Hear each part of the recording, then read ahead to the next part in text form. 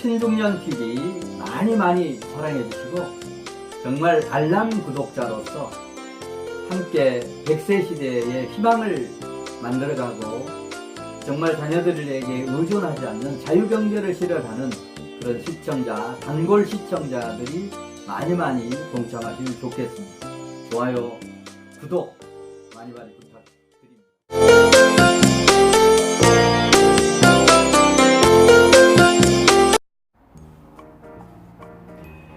안녕하세요. 행동하는 실천가 박주관 박사입니다. 여러분 반갑습니다. 네, 여러분 사랑합니다. 여러분 최고입니다. 네, 오늘 주제는 성공도 하고 부자도 되는 13가지 핵심 실천사항이라고 하는 그런 주제 가지고 말씀드리도록 하겠습니다. 자, 여러분 성공하고 싶으시죠? 부자 되고 싶으시죠? 아마 그렇지 않은 사람 없을 겁니다. 자, 그러면 이 13가지 핵심 실천사항 어렵겠지만 꼭 한번 메모해서 실천하시면 좋겠습니다. 자, 성공도 하고 부자도 되는 13가지 핵심 실천사항. 첫 번째는 뭐냐면 나의 비전 만들기. 나의 비전이다라고 하는 것은 내 인생의 나침판입니다. 내가 나가야 될 그런 방향은 뭐냐. 그래서 이런 비전은 정말 그 직업적인 요소와 사명이 결합된, 예를 들면 제 비전은 이런 것. 기업과 개인의 성공을 돕는 슈퍼 성공 멘토 박주관. 자, 슈퍼 성공 멘토 이게 이제 남을 도와주는, 성공할 수 있게 도와주는 그런 어떤 직업. 근데 이게 도와주는데 사명, 기업과 개인의 성공을 돕는 슈퍼 성공 멘토가 저의 비전입니다. 제가 이런 교육을 하면서 저희 아들에게 이런 교육을 받으라고 그랬더니 우리 아들이 제가 하는 이런 교육을 받더니 비전을 어떻게 설계하느냐면 베풀 줄 아는 글로벌 CEO를 비전으로 만들더라고요. CEO는 어떤 직업 아닙니까? 사장, 기업인. 그런데 그걸 돈 벌어서 나와 우리 가족을 위해서만 사는 그런 삶이 아니고 베풀 줄 아는, 그리고 국내에 머물지 않고 글로벌 그런 CEO가 되겠다라고 하는 그런 어떤 인생의 방향을 정하는 비전을 만들어내더라고요. 자, 이런 비전 만들기에 대해서 구체적인 내용을 알고 싶으면 나의 비전 만들기라고 하는 그런 동영상이 이미 만들어져 있습니다. 그런 내용을 검색해서 좀 더 구체적으로 들으시면 좋겠습니다. 자, 두 번째 핵심 실천사항, 나의 꿈 설계하기, 나의 꿈 재설계. 꿈이라고 하는 것은 정말 비전을 구성하는 하나의 요소들이라고 생각하시면 좋습니다. 그런데 많은 분들이 이런 꿈과 목표를 혼돈을 하고 있어요. 꿈과 목표를.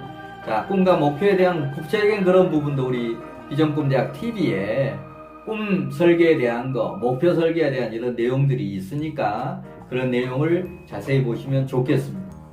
자, 오늘은 성공도 하고 부자도 되기 위해서 뭐가 꼭 필요한 게 뭐냐, 그 13가지가 뭐냐, 그걸 실천하기 위한 지금 테마를 찾는 것이 주 교육 목적이기 때문에 긴 얘기 하지는 않겠습니다. 자, 두 번째가 나의 꿈 재설계 하는 것. 그 다음 이제 세 번째는 이런 비전과 꿈을 달성하기 위해서 구체적인 목표를 설정하는 것. 이게 성공도 하고 부자가 되는 13가지 핵심 실천사항 중에 세 번째입니다. 자, 그 다음 이제 네 번째는 뭐냐면 철저한 자기 분석입니다. 이런 일을 하려고 하면 비전을 만들고 꿈을 만들고 목표를 설계했다라고 하면 이게 과해도 안 되고 부족해도 안 되고 내가 달성할 수 있는 그런 부분에 한 20-30% 업한 120%, 130% 정도의 목표 설정하는 게 필요합니다. 따라서 이런 비전 꿈 달성하기 위한 구체적인 목표를 설정하는 것, 이게 세 번째 핵심 실천 사항입니다. 자, 그리고 이제 네 번째가 바로 이런 걸 이루려고 하면 우리가 손자병법에 지피지기면 백전백승, 적을 알고 나를 알면 백전백승 한다고 그러는데 성공은 적을 상대방을 알 필요가 없지 않습니까? 나를 아는 것이 중요하기 때문에 바로 네 번째는 철저한 자기 분석. 자기의 강점, 약점은 뭐고, 기회 요소는 뭐고, 위험 요소는 뭐냐라고 하는 걸 정확하게 분석해내는 거. 이게 네 번째로 우리가 실천해야 될 실천사항입니다. 그럼 이제 다섯 번째는 나의 인생 설계 및 성공 전략 짜기. 인생 설계를 할 필요가 있습니다. 건축을 할 때 설계도가 필요하듯이 내 인생의 설계도, 인생관이 어떻고 비전은 어떻고, 그런 인생관과 비전 달성을 하기 위해서 단기 꿈 목표, 중장기 꿈 목표, 이런 걸 이루기 위해서 나는 인생을 어떻게 그룹지어서 관리할지 관점 설계, 그리고 이 4개 관점별로 내가 가지고 있는 핵심 성공 요인이 뭔지 찾는 거, 그 다음에 좌우명을 설계하는 거, 이런 것들이 이제 인생 설계의 부분입니다. 이런 인생 설계를 하고 성공 전략을 짜는 거, 남들에 비해서 차별화를 어떻게 할 것인지, 또 이런 비전 꿈 목표를 달성하기 위해서 정신무장을 어떻게 할 건지, 이런 성공 전략 짜기가 다섯 번째. 그럼 이제 여섯 번째는 이런 뜰 속에서 자신감 갖기, 자신감을 정진하는 것. 정말 세상을 살면서 자신감이 없으면 아무것도 못합니다. 따라서 내가 성공하기 위해서도 그렇고, 우리 주변의 자녀나 형제들이 성공할 수 있도록 하기 위해서도 자신감 불러 일으켜주는 건 중요합니다. 따라서 부모들이 자녀들을 교육할 때 핀잔 주고 잘못한다라고 할 게 아니고 정말 칭찬해주고 자꾸 용기나 자신감을 불러 일으켜주는 것이 부모들이 해야 될 그런 부분이라고 생각을 하는 겁니다. 자녀들을 기죽이지 않도록 자신감을 심어주는 것이 부모들이 해야 될 그런 부분이다. 그리고 스스로도 마찬가지입니다. 자신감 증진 여섯 번째. 그 다음 이제 일곱 번째는 변화와 혁신. 정말 일신우일신이라고 하는 얘기 많이 들었습니다. 매일매일 새롭게 변하는 것. 세상은 이렇게 급격하게 변하고 있는데 나는 2년 전, 3년 전, 5년 전 생각하고 있고 10년 전, 20년 전에 학교에서 배웠던 지식 가지고 살려고 하고 있고 절대 그건 부족합니다. 정말 시시각각 변화하는 이런 어떤 시대의 흐름 속에서 나도 그런 변화를 따라가지 않으면 도태될 수밖에 없다. 그래서 변화와 혁신 마인드, 그리고 실질적으로 변화 혁신하는 것, 일신우일신하는 것 중요합니다. 그 다음 이제 여덟 번째 긍정적 사고를 갖는 것. 정말 부정적인 사고를 가진 사람이 너무나 많습니다. 긍정적, 모든 부분이 안 된다라고 하는 데서 출발하지 말고 된다, 할 수 있다라고 하는 부분에서 시작을 해서 할 수 있다라고 했을 때 그런 방법론이 나온다라고 하는 얘기입니다. 우리가 과거에 에디슨이 이런 발명가 그런 많은 발명을 할 때 이게 안 될 거다라고 했으면 절대 이런 게 발명이 안 됐을 겁니다. 이건 분명히 이루어질 수 있어 라고 하는 그런 긍정적인 사고를 가졌기 때문에 이런 발명품들이 다 나온 거 아니겠습니까? 자, 그런 의미에서 긍정적 사고를 갖는 거 여덟 번째. 그럼 이제 아홉 번째, 올인 열정 마인드를 갖는 거.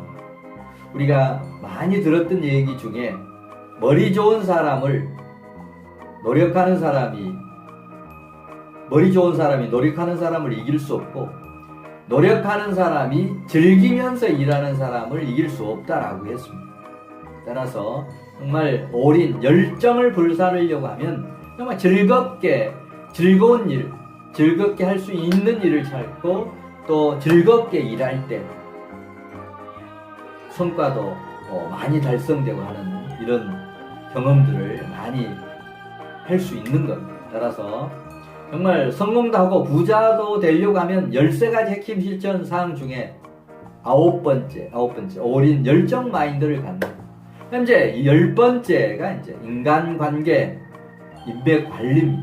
자, 인간관계 인맥 관리.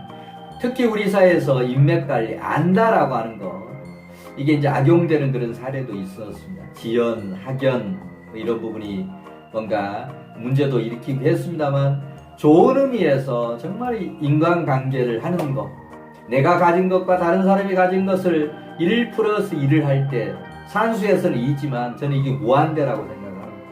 그런 무한대의 시너지를 만들 수 있는 인간관계, 인맥관리를 하는 것 중요합니다.